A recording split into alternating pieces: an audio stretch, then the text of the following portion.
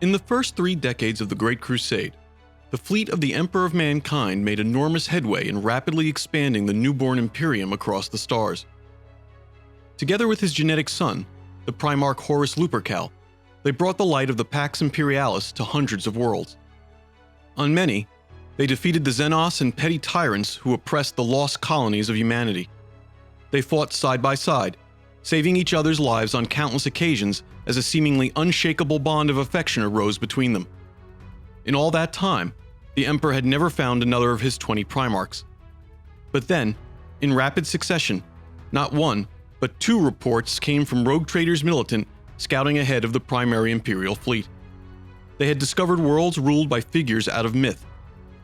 These were beings said to possess extraordinary gifts of strength, intelligence, and foresight, who had single-handedly transformed their homeworlds into better places. Believing that such reports could only describe more of his Primarchs, the Emperor took leave of the fleet to investigate personally. He left Horus in command in his stead. The Primarch of the Lunawolves Legion was thrilled at first by the prospect of meeting more of his brothers. Yet, in the deepest recesses of his heart, a kernel of doubt began to grow. He secretly feared that the newcomers might come to surpass him in the esteem of the Emperor. The first of the worlds where a new Primarch was identified was Fenris. It was a world known even in ancient times. Its name had appeared on maps in the Great Crusade's possession that dated back to the age of technology. Fenris was classified as an Omega-level death world, a planet of frozen Arctic oceans that traveled a highly eccentric path around its blue-white star, the Wolf's Eye. When the planet drew close to its sun in this orbit, the tidal forces unleashed deep volcanic turbulence that violently broke up the oceanic ice. This created an ever-shifting maze of islands and archipelagos across its surface. Beyond that region, the only stable landmass on the world was the northern continent of Asaheim, which lay inaccessible from the seas. As the rogue trader Ephrata Hood reported to the Emperor, these environmental conditions should have stripped this world of fire and ice, of both a viable atmosphere and of all life. Yet it teemed with terrible and vicious predators of all sizes on land and sea. The small population of ocean-going humans were little more than Iron Age barbarians, divided among many different tribes that fought both the climate and each other for survival. Yet for all this hardship, their culture thrived amidst the danger. It was to this world of savage beauty and lust for life that the Primarch known as Leman Russ came when his gestation capsule was cast adrift through the warp by the Chaos Gods. Fact cannot be separated from fiction in the mythic story surrounding the second Primarch. He was said to have been raised by a Fenrisian wolf, the massive, semi-sentient canines native to the world. His siblings and packmates were his future Fenrisian wolf companions, Freki and Gary. But his time among the wolves came to its end when he was captured by the hunters of King Thengir of the Russ, sent to destroy his pack after it raided one of the Russ's villages. The hunters took the enraged man-wolf down with poisoned arrows after they slew his wolf mother. Amazed at his sheer size and strength, Thengir took the Primarch under his wing, teaching him the arts of Fenrisian civilization and combat. The king named him Leman of the Russ. The Primarch matured rapidly, learning the ways of men, and soon surpassed all those around him in war, intelligence, and speech. When Thengir died, Leman took his place on the throne of the Russ and was hailed as the Wolf King, eventually uniting all the tribes of Fenris under his rule. It was then that the Emperor came to the Wolf King's feasting hall, cloaked and disguised. The Emperor challenged Russ, offering to serve him for a full Fenrisian year if he lost at any contest the Wolf King chose. The first challenge was an eating competition, which Russ won, and then a drinking contest. Though the Emperor drained 6 barrels, the Wolf King finished off all that remained at the feast. Angered, the Emperor mocked Russ as a glutton, who then challenged his father to single combat. The Emperor dropped his disguise and faced the Primarch in his full glory, knocking Russ unconscious for over an hour with one blow. When the groggy Wolf King awoke, he immediately swore his fealty forever to the master of mankind. Returned to the Imperial fleet, Russ's education in the ways of the Imperium was short and thorough, and he proved as adept at learning them as he had the culture of Fenris. When he was presented to his brother Horus, Russ immediately recognized the other's pangs of jealousy. Unfazed, he offered his friendship and a standing offer for a good brawl. But Russ was a Primarch, and the Emperor intended him to command the Space Marines who bore his gene seed, the 6th Legion. The Astartes of the 6th were different from their brethren. They were not soldiers who cared for pageantry, rank, or the rules of war.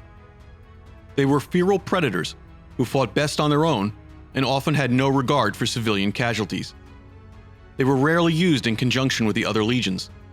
Instead, they operated independently and only undertook missions at the Emperor's direct order and against the most difficult of opponents. They were, in essence, the Emperor's chosen executioners. Leman Russ moved swiftly to take command of his difficult and undisciplined legion. He had brought with him several hundred Fenrisian warriors who had, against all the odds, survived the implantation of Astartes' gene seed despite being well past adolescence. They became Russ's Varigir, his wolf guard, sworn to his service until death, their loyalty unquestioned. Russ soon made clear to his headstrong legionaries that his rule was not to be questioned, and the Varigir were more than willing to decide by single combat any argument over the matter. Yet discipline was not enough. Russ knew that his legion had to be reformed in his image through the terrible trial of combat. With this in mind, his first campaign as the commander of the 6th Legion had been decided in council with the Emperor and Horus. Leman Russ and his Astartes would pacify the Wheel of Fire. The Wheel of Fire was a sprawling wilderness zone to the galactic east of Terra that was home to orcs and other Xenos-controlled worlds. It was a source of constant raids on the growing Imperium. Russ vowed that he and his Astartes would clear the region no matter the cost and end the threat it presented to the rear of the Great Crusade. Russ ordered his legion to avoid a protracted campaign. Instead, he mounted a series of rapid and simultaneous assaults on key worlds intended to isolate the orcs' domains from one another. The war raged for 5 Terran years, never letting up, never abating in fury. Casualties were high, and nearly a third of the legion was lost before the Wheel of Fire was finally cleansed. But in that time, the 6th Legion was remade, its bloodlust at last tempered. Russ gave them purpose, and he taught them honor, of a bleak sort. They were not savage executioners, but the defenders of humanity. In their hands rested the survival of their species. At the end of the campaign, Russ and his legion returned to Fenris. The Emperor intended for them to continue to be a completely self-sufficient force. To this end, while they were gone, he had the mechanicum of his own Chamber Castellanus build a great new fortress monastery on the continent of Asaheim called the Fang.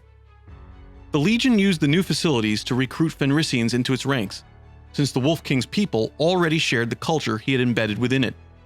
It was not long before the 6th Legion was transformed and earned a new name that would soon ring across the galaxy: the Space Wolves.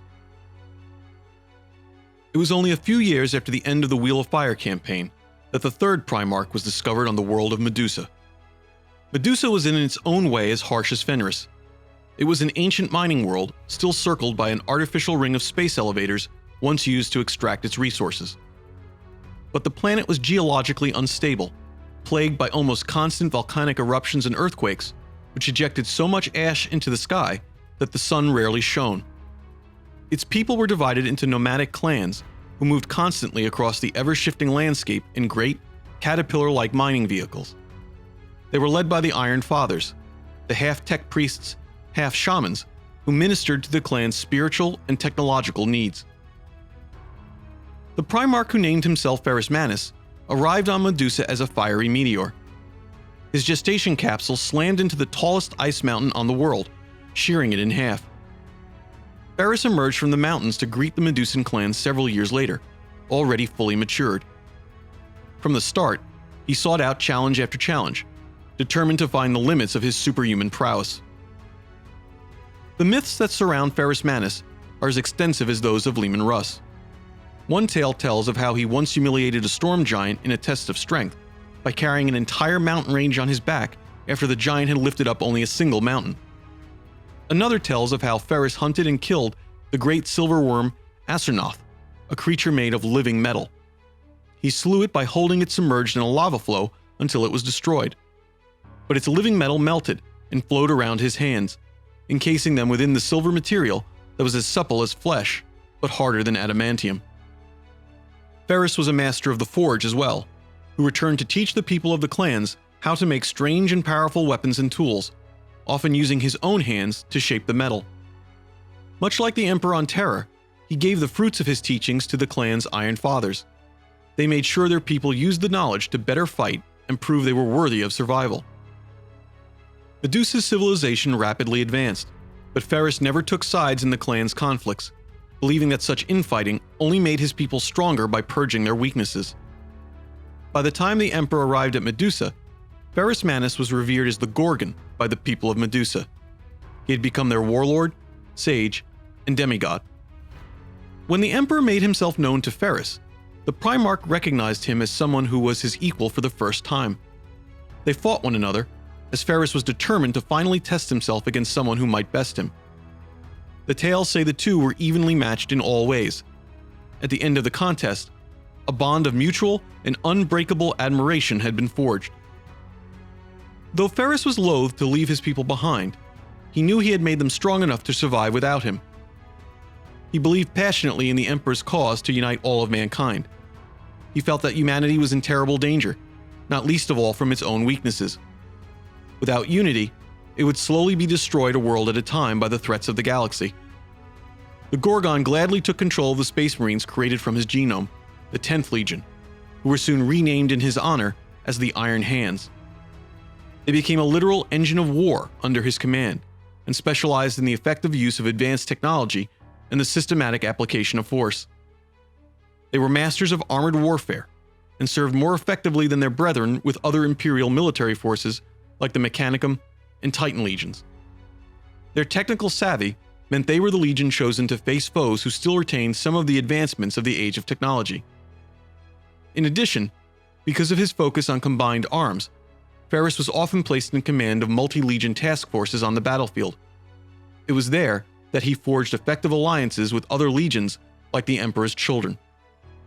Unlike other Primarchs, the Gorgon valued superior weaponry and war gear as much as valor and discipline. This was one reason why the 10th Legion was so closely allied with the Mechanicum. Ferrus insisted upon strength in all things and found failure intolerable. Failure was weakness, and weakness was the greatest sin, for human weakness had led to the terrors of old night. He was quick to scorn and rare to praise, but held himself to the same unmatchable standards he expected of his Astartes. He proved a harsh but constant overlord, and the Iron Hands came to love him as a hard-hearted father. A scrap of his praise was worth more to his gene sons than any medal or other trophy of victory. With 3 Primarchs gathered back into the Imperial fold by the Emperor, the Great Crusade gained rapid momentum. At its start, the Crusade's forces had been gathered into the single fleet of the Principia Imperialis. But now its fleets were divided into a 3-headed offensive, one still led by the Emperor, another by Horus, and a third by Ferrus Manus. Leman Russ's Space Wolves continued to operate as an independent force, loyal only to the Emperor. The Wolf King's warriors were often deployed for special shock assault missions.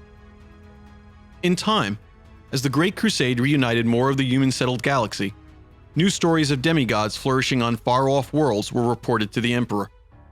Slowly but surely, each of the Primarchs were reunited with their long-lost father. Each took command of the Space Marine legions born of their genomes. But there was one Primarch who was first reunited with his father while psychically exploring the Immaterium.